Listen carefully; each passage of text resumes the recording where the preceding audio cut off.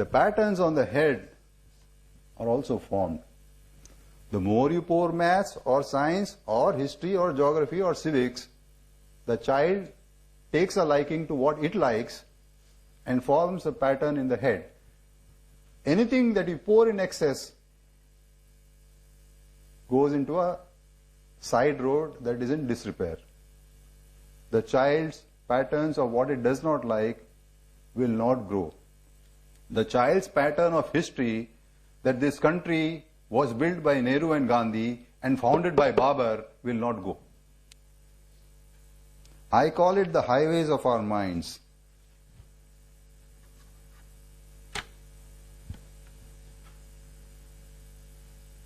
And it is not true for children alone, because the same patterns are carried throughout the life. Those of you who are students here, you are here because you took a liking to maths and science. Okay?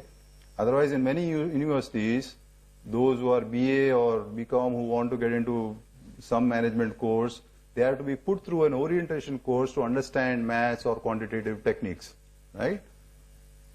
Because the patterns of thinking are mathematically, the thinking is not there.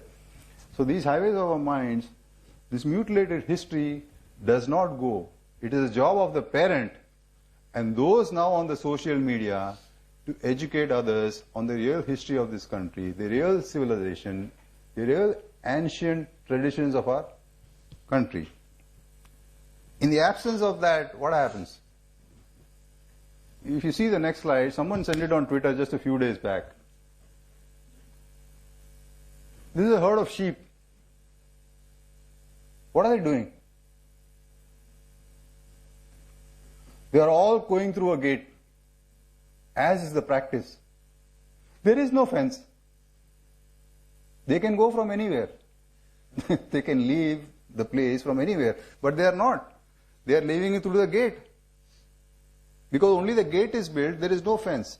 But the sheep have been trained, have been patterned into doing what they are doing. They will leave only in a certain pattern that is fixed for them, and that is what they will do.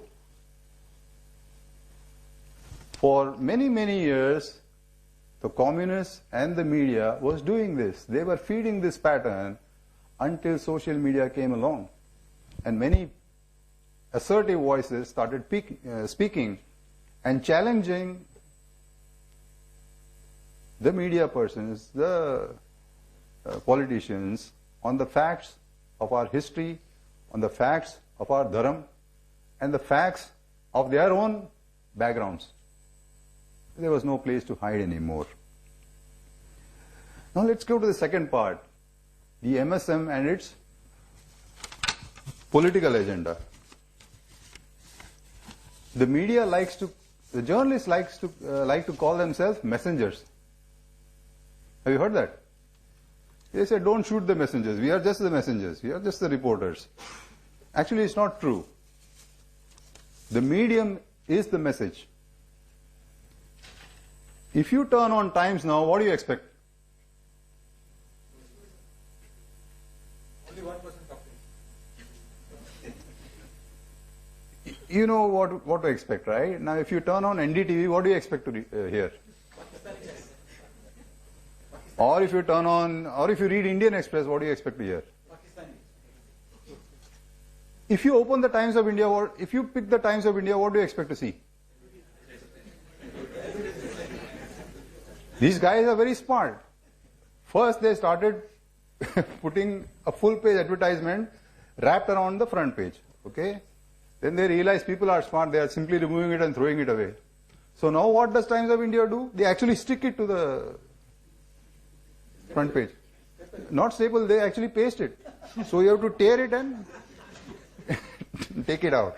So you know what to expect. The moment Times of India comes to your door, you want to throw away the first page. They're making half-page vertical nowadays. Is it? They do all kinds of things, vertical, horizontal, you know.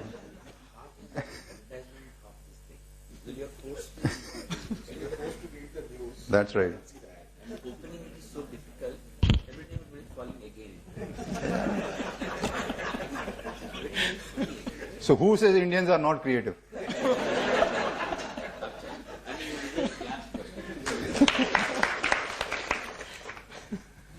You see, in 2008, there was a severe subprime crunch in the US. Do you remember? There was a great market fall. Companies went bankrupt, and auto giants went bankrupt. Insurance companies went bankrupt. At least the CEOs of 3 companies, Ford, Chrysler, and GM, they flew down to Washington for bailout money from the government. It's interesting, isn't it?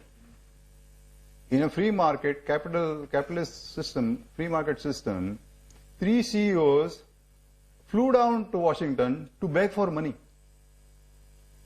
So the media ridiculed them. You people are beggars and you're flying down in private jets.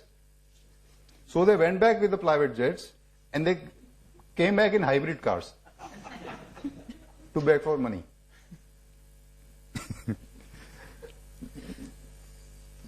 You see, the fun part is that when big companies are in trouble, the government always stands by them. Vijay Mallya is happy. Yeah?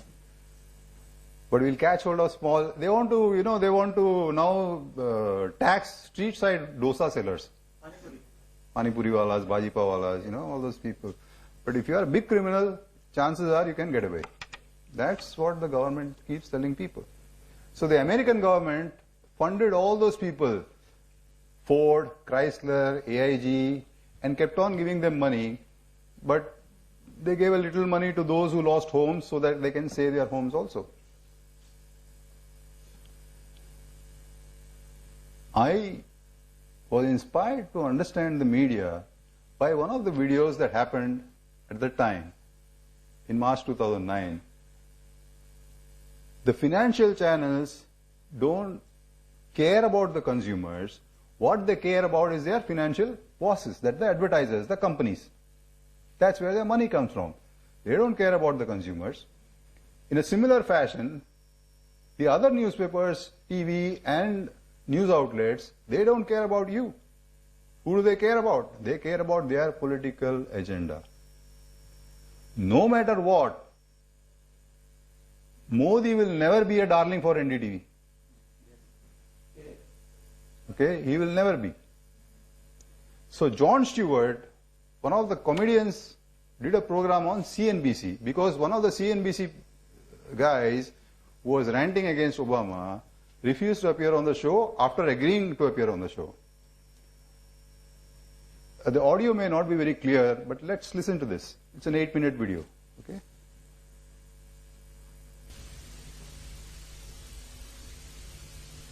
Tonight, this is very interesting, was supposed to be this guy. His name is Rick Santelli. He's an analyst for CNBC, and he's a former derivatives trader. Recently became famous for a sort of Howard Beale moment on the floor of the Chicago Mercantile Exchange. He'd done some critical reporting on the hundreds of billions of dollars of bailout money going to failed banks and failed automakers and insurers of failed banks and automakers. But when it looked like the president wanted a small percentage of that money to go to actual homeowners, whoa! David Banner became the incredible Santelli. How about this, President and new administration? Why don't you put up a website to have people vote on the internet as a referendum to see if we really want to subsidize the losers' mortgages? This is America. How many of you people want to pay for your neighbor's mortgage that has an extra bathroom and can't pay their bills? Raise their hand. How about we President Obama, are you listening? Yeah, man, Wall Street is mad as hell. And they're not going to take it anymore. Unless by it you mean $2 trillion in their own bailout money. That they will take. Now, Mr. Santelli was invited to come on this program and accepted the invitation. And then on Friday, canceled. Or I guess the phrase would be bailed out.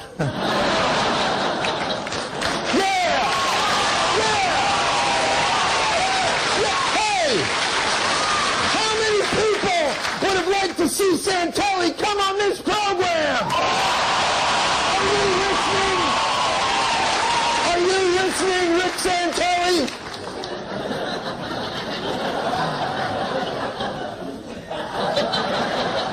to say I find cheap populism oddly arousing.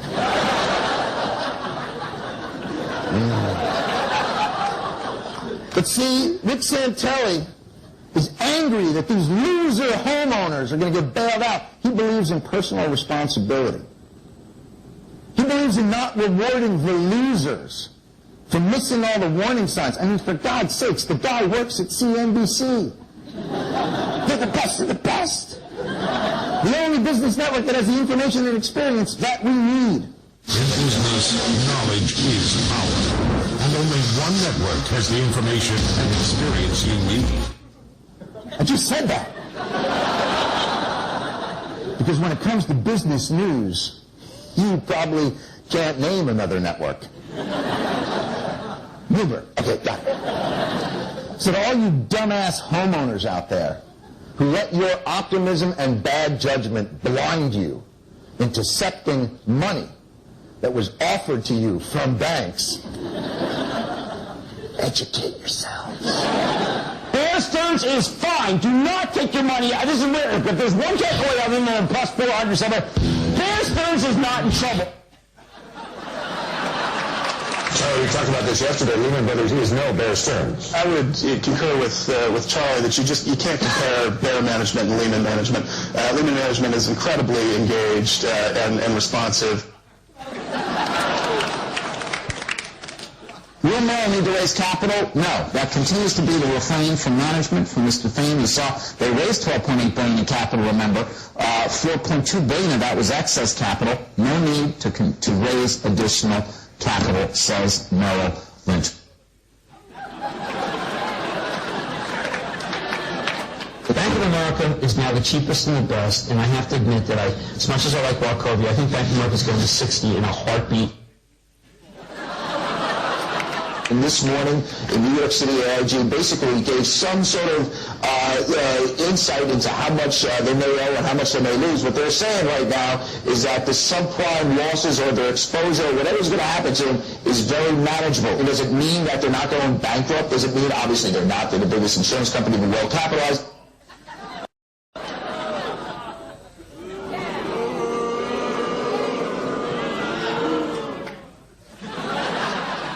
It's not rocket science, homeowners. It's apparently alchemy. You just had to tune into CNBC shows like Fast Money and Squawk Box. Reasoned financial reporting that combines the raw speed of Fast Money with the intelligence of a box of parrots. You just had to know how to listen. You should be buying things and accept that they're overvalued, but accept that they're going to keep going higher. I know that sounds irresponsible, but that's how you make the money. That's why the market just won't quit, no matter how poorly actual companies are doing. The worst of this subprime business is over. Very simply, I believe that it means it's time to buy. Fundamentals are coming back into place. I think people are starting to get their confidence back.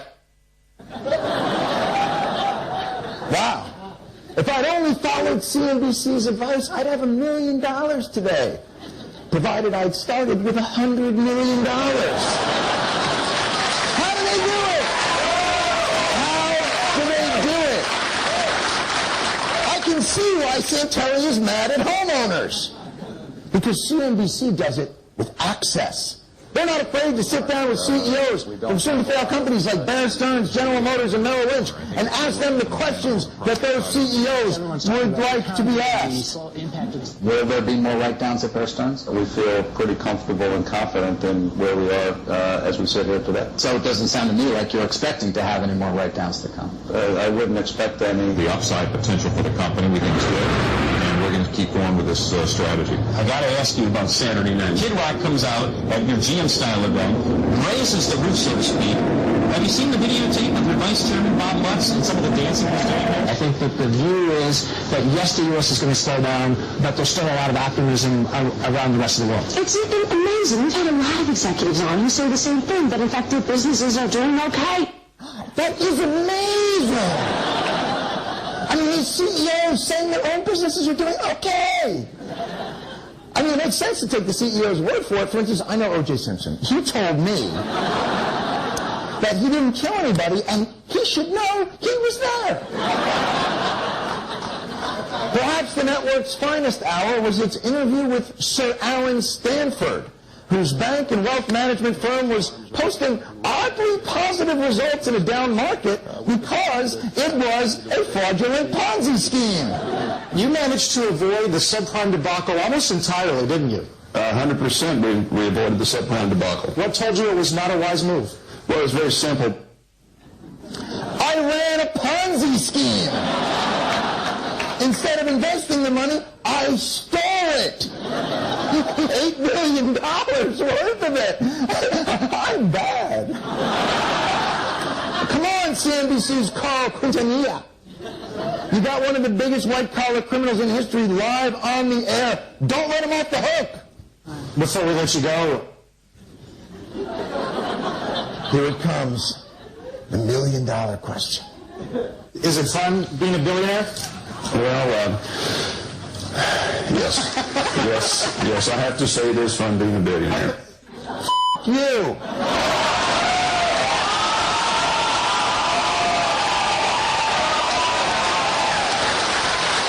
You know, between the two of them, I can't decide which one of those guys I'd rather see in jail. How many media houses have had fun with Vijay Mallya? Did they ever ask him a serious question? Never. NDTV even started a new, TV channel, NDTV Good Times. Good Times for whom? The thousands of employees are struggling. Thousands of shareholders have, lost money. I'm a bad man. I made lots of money. I ran a Ponzi scheme. That's what this guy is saying. So there are many Ponzi operators in India who are doing the same thing. But our channels will never report it. Never. They will never ask an honest question to any financial company, any company whatsoever, because their bread is not buttered with you, it is buttered with them. The same goes for the political agenda, except that in the case of the political agenda, you as losers will realize it too late. If you lose money, you realize it instantly. When you lose your persuasion through political agenda, you will not realize it immediately unless you are constantly watching what these guys are doing. Some of these people are doing that. Now, how does the media do it? How do they do it? It's called perception management. There was a movie called Inception. Planting ideas or stealing ideas. The basic thing is planting something in your head, okay? Now, this is called perception management. This is what our media does. So let's take a look at the flow. Next one.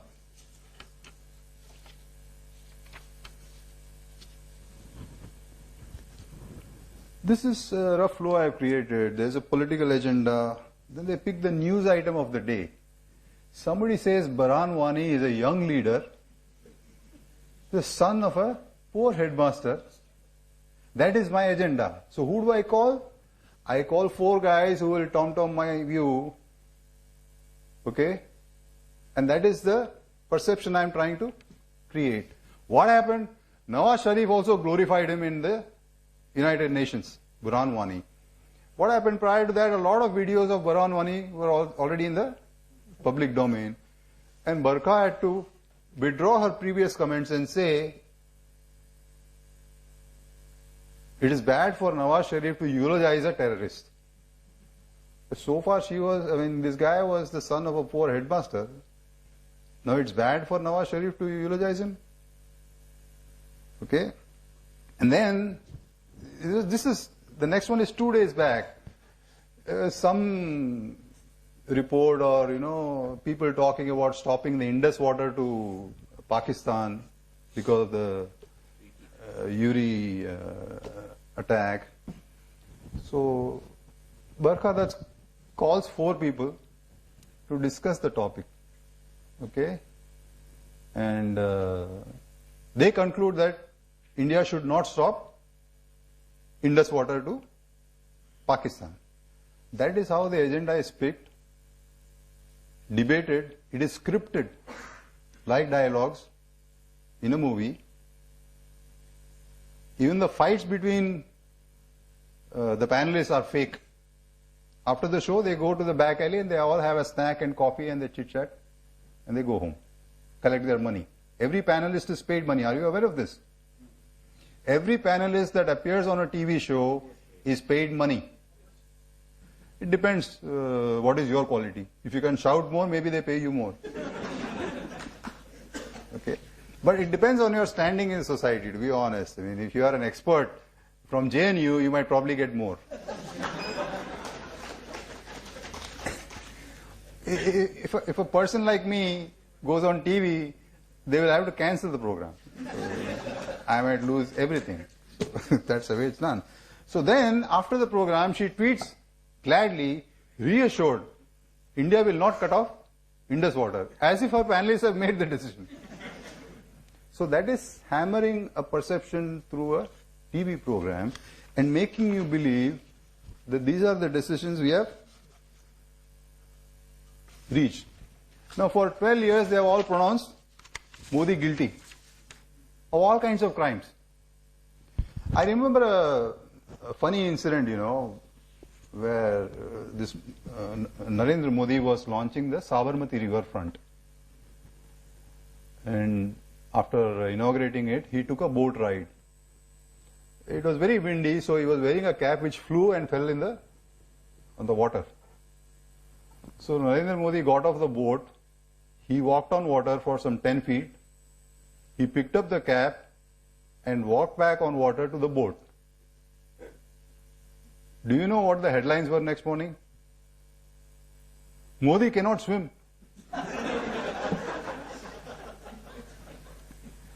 So, Modi can do whatever he wants, but we will create the headlines that we want.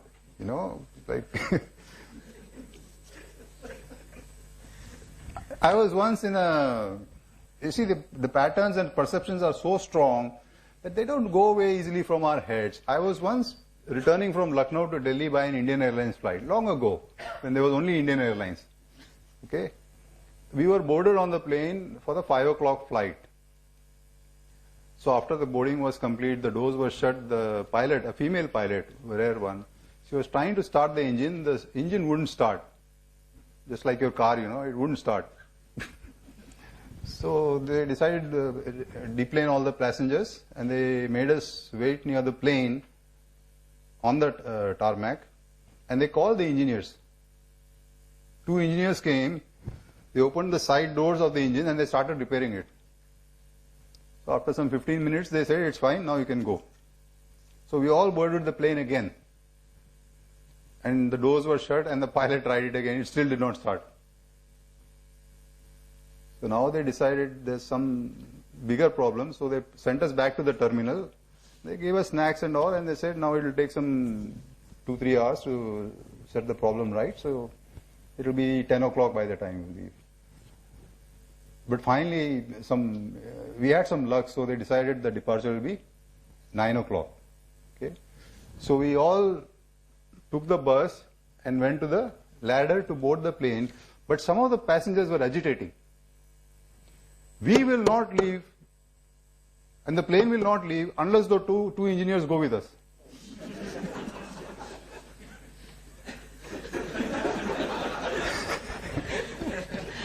There were some 20-25 passengers who were very agitational, they said that this plane will not leave unless those 2 engineers go with us. And this went on for some nearly 20-25 minutes when somebody finally had to told him, Baba, upar kuch hua to bahar jaake repair karega kya?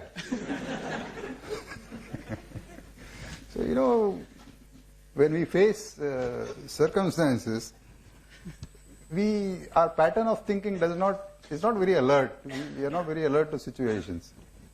And that's the issue with the right-wingers on social media also. They are very defensive for a long time.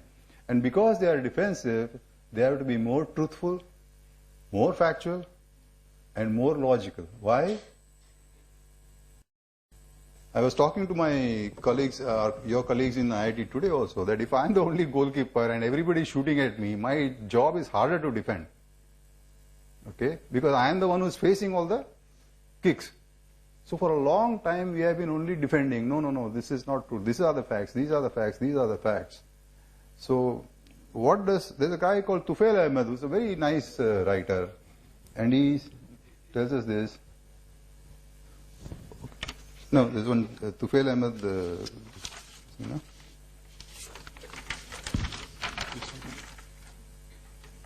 Yeah. Says, right-wing journalism in India is driven by reason, facts, and constitution. Left-wing journalism by ideology, dynasty, and counter-nationalism. The other guy answers, left-wing, Dr. Frawley, he's a prominent Indologist. Left-wing journalism in India doesn't report the news, fabricates news according to its latest electoral needs. Now, it is because we have been facing an onslaught by the communists that we are always on the defense. Now, how do the corrupt media and communists, how do they do this? Now, this is one of the most important lessons we must understand in how the media operates. Next one. It's called distractions. No. The previous one you used, no? This one? Yeah. It's called distractions and deceptions by media. One of the first principles of propaganda is lie big, retract small. If you are not caught, keep lying.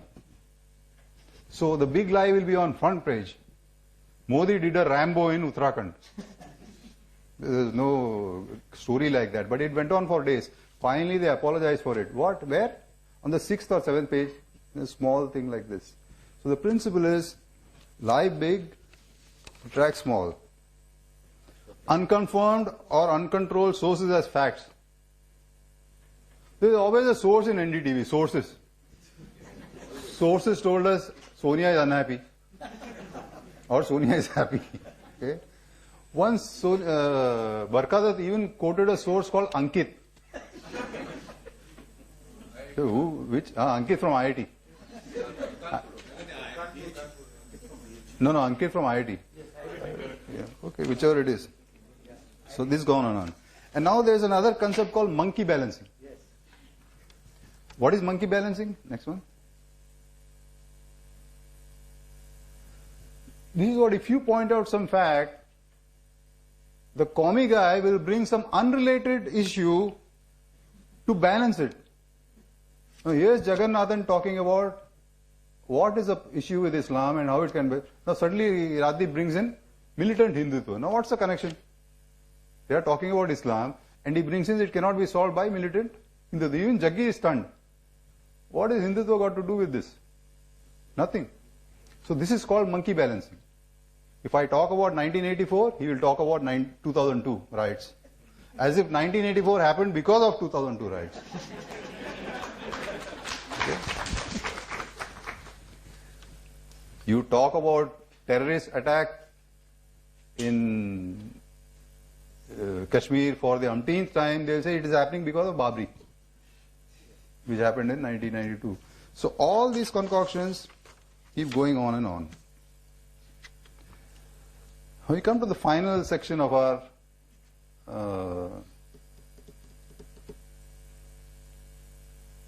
topic today, that is media as a terror support network. This Breaking India that Rajiv Malhotra talked about is not a scandal, it is not a joke, it is not fiction or imagination. It is a reality that there are a lot of forces, anti-India forces that are funding this media, and political parties that still want us to tolerate terrorism. Despite the death of 18 soldiers in the last attack, they still want to be very nice to Pakistan. They want to see Pakistani actors in Bollywood. I mean, surely, without that guy, what is Fawad or somebody, Bollywood will fall down. Bollywood won't exist. Okay, that is their idea, and they call it people-to-people contact. Who are these people-to-people? A bunch of Latin scrollers who go to Pakistan, drink and eat and have wine. It has got nothing to do with people. Yeah, Aman ki aasha. So, the reason for us is to guard against. The question is, who will guard us against that? There's nobody else. Only you. You have to go to yourself, ask these questions, analyze these things, and cannot take it as. Every time you read the newspaper in the morning, at least cross-check with 3 references before you consume any news. Before you watch. No, let's go. This is not new. TV has the propensity and the capacity not only to dumb you, but they dumb our children very badly. What do parents do? Let's watch another video. And this is not new. No, this is a video, no?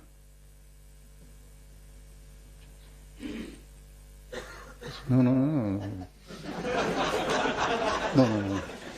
Open the file list. Howard Beale somewhere here. This one? Listen to this very carefully. This is from 40 years ago.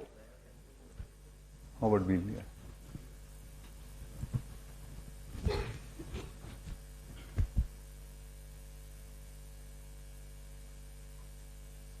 Ladies and gentlemen, let's hear it. How do you feel? Ladies and gentlemen, the Network News Hour with Sybil the Soothsayer. Jim Webbing, and it's the Emma's Truth Department. Miss Matahari and her skeletons in the closet. Tonight, another segment of Vox Populi. And starring a mad prophet of the airways, Howard Beale. Thank you.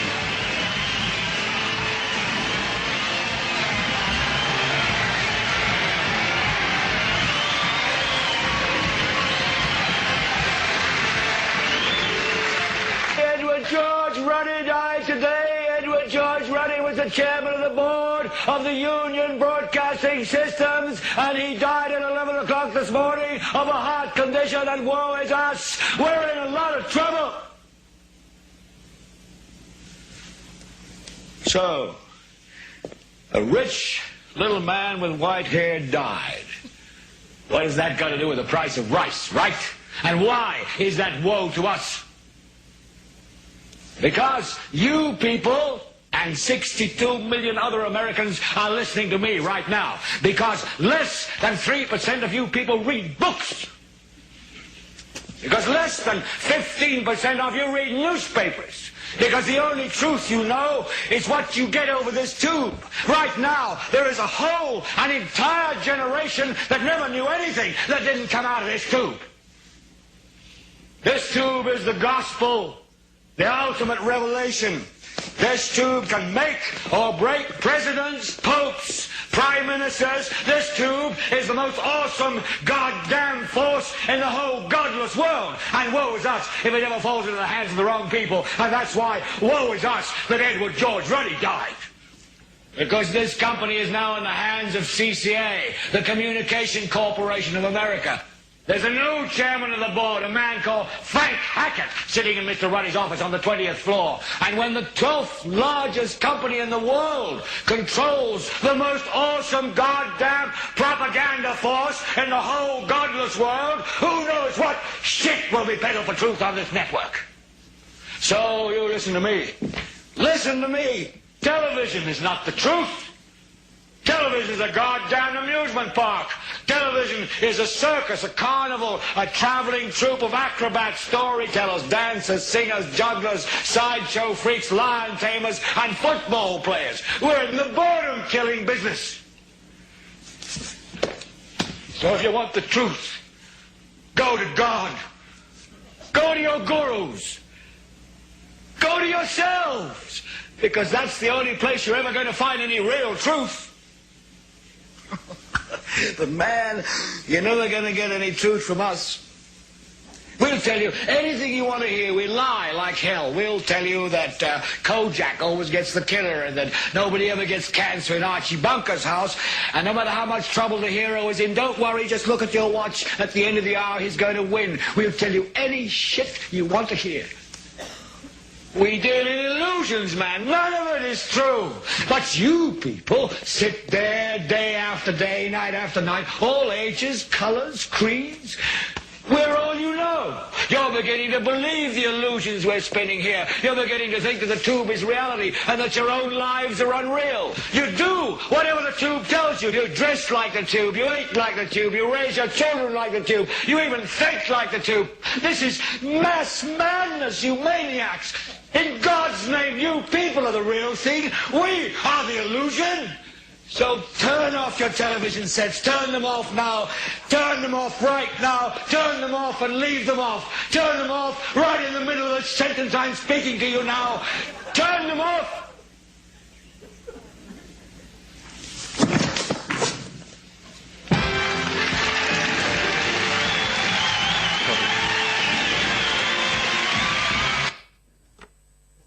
So you see, this is not now, this is 40 years ago in 1976 from the movie Network. In Gujarat there's a peculiar problem. The parents always complain the kids can't speak English. How do we solve this problem? And what do the parents do? The moment the kid comes home in the evening, they all sit together and watch Saas Bhi Kabhi Bahu Thi. Some parents, maybe in Bombay and Delhi and all, they watch Big Boss. All the most nonsensical dumbing down programs that children can watch is being fed to them. And then the parents worry, what is it that my child lacks that he is not scoring in the school or is not able to comprehend? A majority of children who get low marks in maths in school, you know what is the biggest reason they give? Oh, I knew the answer but I couldn't understand the question.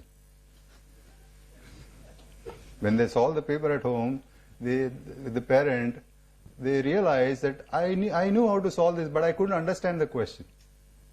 So there's less focus on reading and comprehension skills and more on memorizing and grammar and stuff like history and civics and geography, longitude and latitudes. So this is the problem. And we have histrionics and drama where the journalist goes into a terror victim area and asks the victim, "Aapko kaisa lag raha hai?" How is a victim supposed to feel?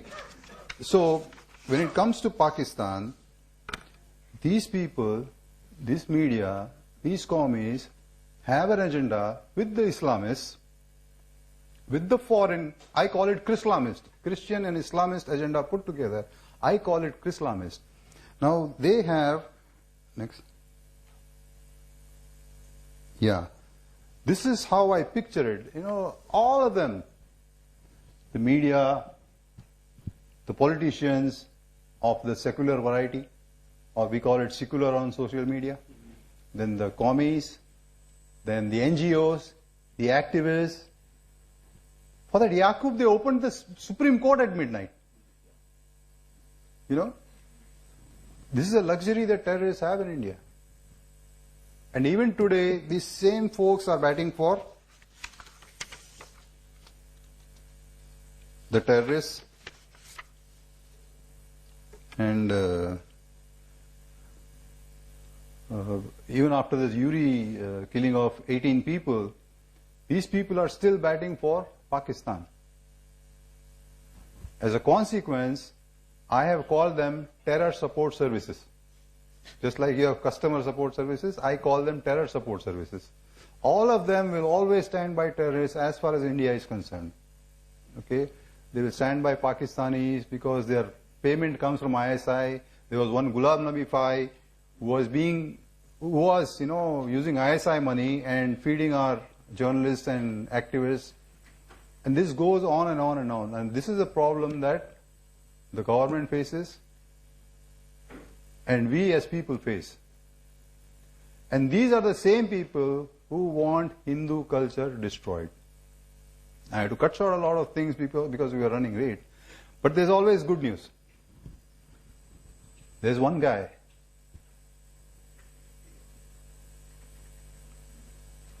or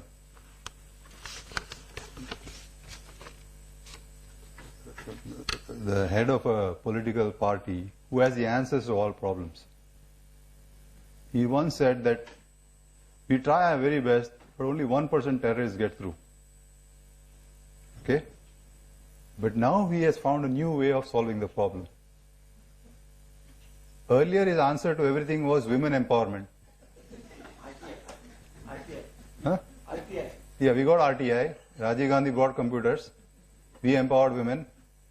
And all those things. Now we have come to such a mind-numbing stage that this guy tells us, last video.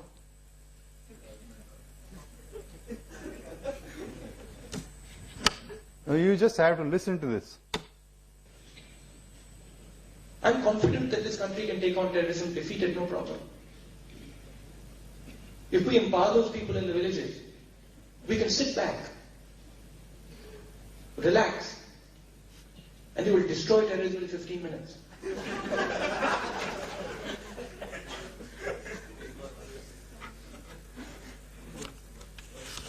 Nothing is going to stop. Just hand over the country to this guy. He will empower the villagers. We can sit back, relax, and terrorism will be finished in 15 minutes. Didn't tell you which 15 minutes. Huh? Which 15 minutes? There was one guy in Hyderabad who also wanted police to disappear for 15 minutes. All these guys want 15 minutes. I don't understand. So, yes, this guy is supposedly the PM candidate, or many people want him to be the PM candidate. Okay? He is the future of the Congress or whatever party it is, and this is the guy that media wants as the future PM. Now, we are in deep trouble, you know, because this guy flopped in UP and 2014, the media found a new hero.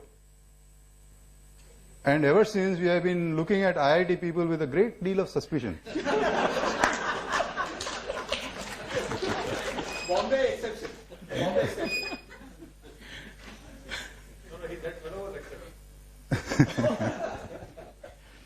And now, we have come to a stage where they are so helpless and so devoid of leaders that Nayantara Sehgal, who led the award Wapsi campaign after the Dadri incident or something, she says Narendra Modi has finally met his match in Kanhaiya. I'm not joking, she has actually said it. Okay? So Narendra Modi has finally met his match in Kanhaiya. There's one guy who's going to solve problems in 15 minutes. Kanhaiya is going to be the Prime Minister. And this is a great country. So, the media is going to be corrupt, it's not going to change. It is how we consume. You know, in every TV program, if there was a warning at the bottom, if you watch it for more than 5 minutes, the dosage can be poisonous. If there was a warning like that, then we would be better off. You know, every drug, every medicine has a warning, an expiry date. NDTV has long expired. They have not paid taxes, and that Pranay Roy is vacationing in South Africa. He is refusing to come back. Asylum. He's in asylum. Just like Vijay Mallya is going to, yeah, he's gone to South Africa. So, and there's one particular thing, slide I wanted to show you before the last one video. This one. This is Minaz Merchant, who is a prominent social commentator, who is doing a survey on how much you trust mainstream news media. 89% don't trust mainstream media. I'm wondering, what about those 11%? They must be Congress guys. Okay? And we have experts on everything.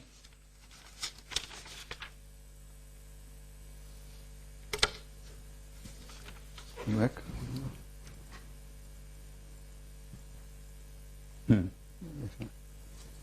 No, this woman, she's an expert on everything.